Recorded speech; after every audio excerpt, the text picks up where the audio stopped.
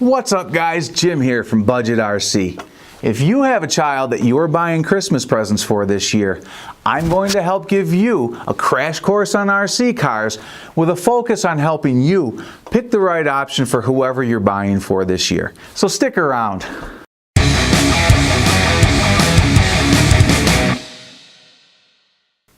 So let's get right into this. The first decision to make is whether you're going to buy a toy grade RC car or a hobby grade RC car.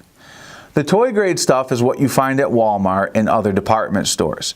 These vehicles tend to have some great looks, but usually the benefits pretty much end right there. The vast majority of them are very cheaply made and have very limited capabilities. Toy grade RCs tend to have very low top speeds, poor steering, and rudimentary suspensions, if any at all.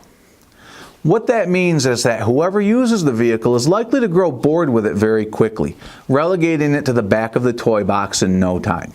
Most toy grade vehicles won't go through grass or rough terrain, they won't climb obstacles, and they go too slow to be fun for long, even on smooth surfaces.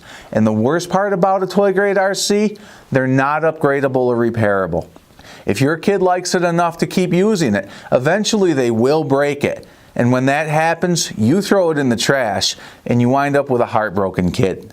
Most toy grade RCs will cost you between $60 and $100. So you're talking about a lot of money for something that'll end up in the trash. One notable exception to that is the Maisto Rock Crawler. While still nowhere as good as this hobby grade crawler, it's surprisingly capable for a toy grade truck, and at $30 to $40 is a pretty safe option if funds are very limited, and if that child likes a slower, more technical type of car. So let's talk about hobby grade cars.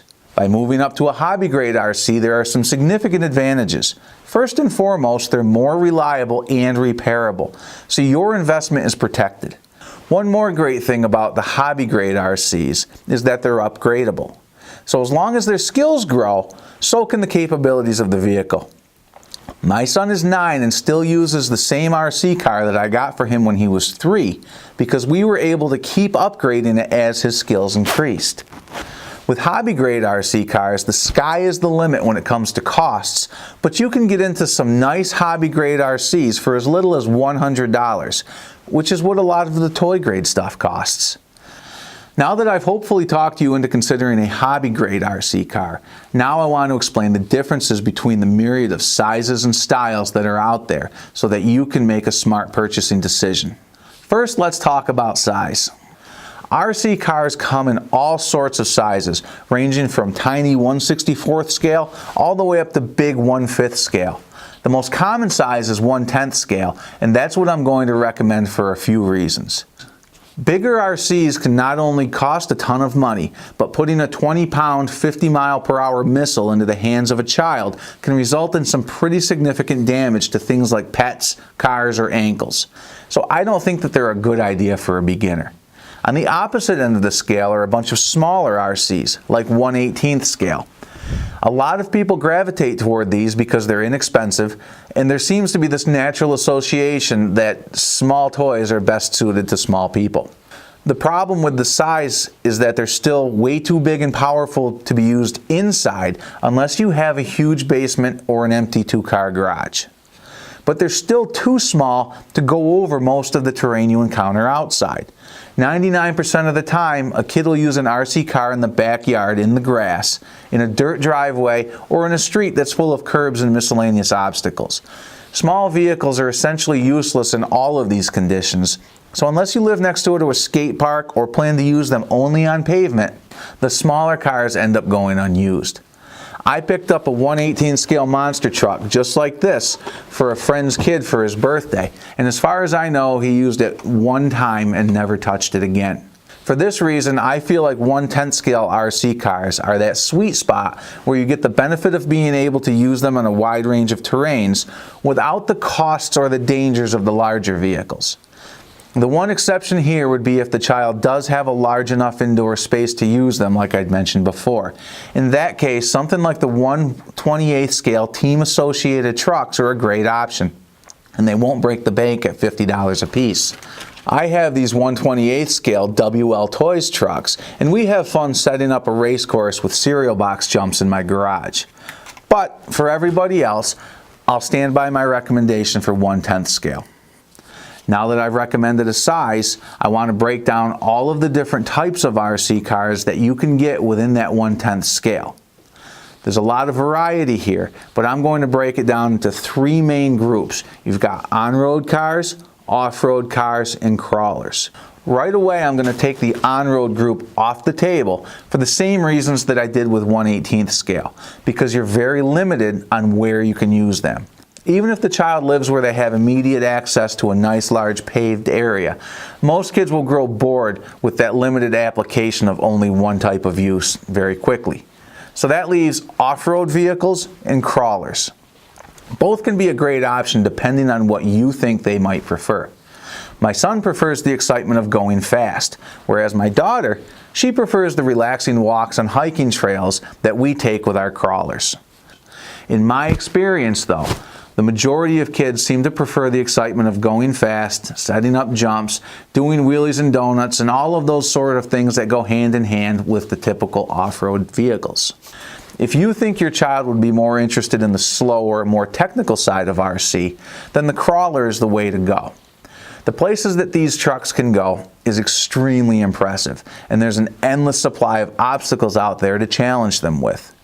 The one caveat to the crawlers is that in my experience, because they spend their time in such harsh, rougher terrain, breakage is inevitable. So you've got to keep that in mind with this segment. Because of the increased demands on these vehicles, you also tend to have a lot less options in the lower end of the price range. $300 to $350 is generally the entry point for this type of vehicle, although for $200 there is this Redcat Gen 7 Sport, which I'm a really big fan of. I have a whole video series devoted just to this truck, and I use mine a lot. But you do need to be prepared to make frequent repairs with this truck, so just keep that in mind. Stepping up to the $350 level can get you into a Traxxas TRX4 Sport, which is a fantastic vehicle and very durable with only a few minor but potentially expensive exceptions, mainly being the steering servo. So this leaves us with the off-road segment, which is what I recommend for the majority of new RC owners. Within the off-road segment, you have a variety of vehicles. You have buggies, you have stadium trucks, short course trucks, and monster trucks. Plus, they're all available in two-wheel drive and four-wheel drive. What's the difference? Between two-wheel drive and four-wheel drive, the difference is that the four-wheel drive trucks tend to be more capable in rough terrain, easier to control in low traction environments, and more expensive. The controllability is really only a big benefit on the faster, more powerful types of trucks that I wouldn't recommend for a beginner though. In the more modestly powered vehicles, the two-wheel drive trucks are very controllable and less expensive. The 4x4s do have big benefits when you start to move up in speed and power and try to go through the nastier, rougher terrain. Now your last consideration is what type of vehicle, a buggy, a stadium truck, etc. My recommendation here has a lot to do with where you expect them to use the truck. If it's going to see a lot of use in grass and rougher terrain, then you're going to want to stick with something that has a lot of ground clearance. Monster trucks generally have the most ground clearance, followed by stadium trucks, then short course, and then finally buggies. They would have the least. On the flip side, as you reduce your ground clearance, handling improves. If they're going to be using them in shorter grass and in smoother terrain, then something like the short course truck or a buggy would be best. I tend to be a big fan of stadium trucks because I feel like they strike the perfect combination of versatility in the widest range of terrain. One of my favorite examples is this ECX Amp Monster Truck. They call it a monster truck, but in reality, it's a stadium truck. I started both of my kids with this type of vehicle. An ECX Circuit for my son, which is the exact same truck with somewhat higher quality electronics, and this amp for my daughter. It'll do okay in short grass, and it's a ton of fun in dirt driveways, skate parks, and bumpy dirt lots. It's available in hobby shops for $140 to $150, and you can even get it in a kit if that's something that you prefer. In my mind, it's one of the best values in RC. It's super durable, It's easy to work on, and it has adequate performance right out of the box. Plus, it's very upgradable. Like I said, my son's circuit started out just like that amp, but now it's got upgraded electronics capable of going 30 miles an hour, an upgraded body with lights, and upgraded monster truck tires for even better rough terrain driving. If you've got a few more dollars to spend, you can step up to a two-wheel drive monster truck like the Traxxas Stampede, the Traxxas Bigfoot, or this ECX Ruckus. The Ruckus uses a lot of the same components as the amp and the circuit, but it has a longer chassis and bigger tires, so it's more capable in the grass and in rougher terrain. This one has upgraded electronics and a new body. Another great option here is the Arrma Granite Voltage. It's a two-wheel drive monster truck for $100. I don't like it as much as the ECX trucks, but at $100 it's awful hard to find a lot to criticize. So before I summarize and wrap this up, I'm going to have both of my kids tell you about what types of vehicles they like and why. Nothing beats hearing right from the kids why they like something. So let's see what they've got to say with Henry's Corner.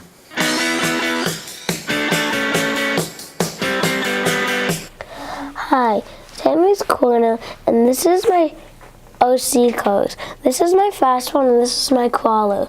I like my fast one because you can do cool tricks with it. I like the crawler because it looks cool and it looks like you're going on an adventure. I like the fast cars better because you can do cooler tricks, you like ramp stuff.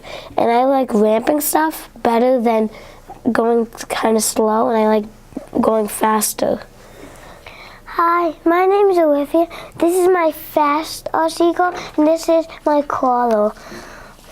I like this one since it's fast, and I like this one since it can crawl up stuff, but this one's my favorite one since it's slow and it can climb up stuff. Bye. Now that you've got their perspectives, I wanted to wrap this up. But first, there's one last consideration that I want you to be aware of. As I mentioned before, one of the primary benefits to hobby grade RCs is that they're repairable. And this is huge because sooner or later they're all going to break. They all do eventually. With a toy grade RC, when that happens, you throw it in the trash, which leaves you with a disappointed child and the feeling of having wasted money. The hobby grade RCs have the benefit of repairability, but in order to take advantage of that, you've got to choose one with good parts support. And ideally one that your local hobby shop stocks the parts for. If this is the kids' only RC car, they're going to be bummed out if they have to wait a week or more for parts to arrive. So being able to get the parts at your local hobby shop is a huge plus. In my case, if I break an RC car, I have plenty of other ones to use in the meantime. And I'm almost never able to get to my local hobby shop when it's open anyway. So for me, my only concern is that there's good parts support online. Parts support is also why I wouldn't recommend some of the lower priced off-brand RCs that are available from places like eBay, Amazon, or any of the number of Chinese retail sites. Some of those vehicles represent a great value, and I have a bunch myself and I've done videos on a number of them, but no kid wants to wait a month for parts to come from China when they break something. So for their first RC, stick with a name brand that has local parts support. Hopefully you're well equipped to pick out the perfect RC car that's sure to make somebody really happy on Christmas Day. I'll have links below to all of the vehicles that I mentioned, along with my recommendations within specific price ranges. So make sure to look below in the video description. If you found this helpful, make sure to like the video, and if you still have any questions, go ahead and ask them in the comments below. If you did decide to get somebody an RC car for Christmas, let me know about that in the comments too. Hopefully you're well equipped to pick out the perfect RC car that's sure to make somebody very happy on Christmas Day. So guys, that's it. I really hope that this helped. Thanks for watching and Merry Christmas.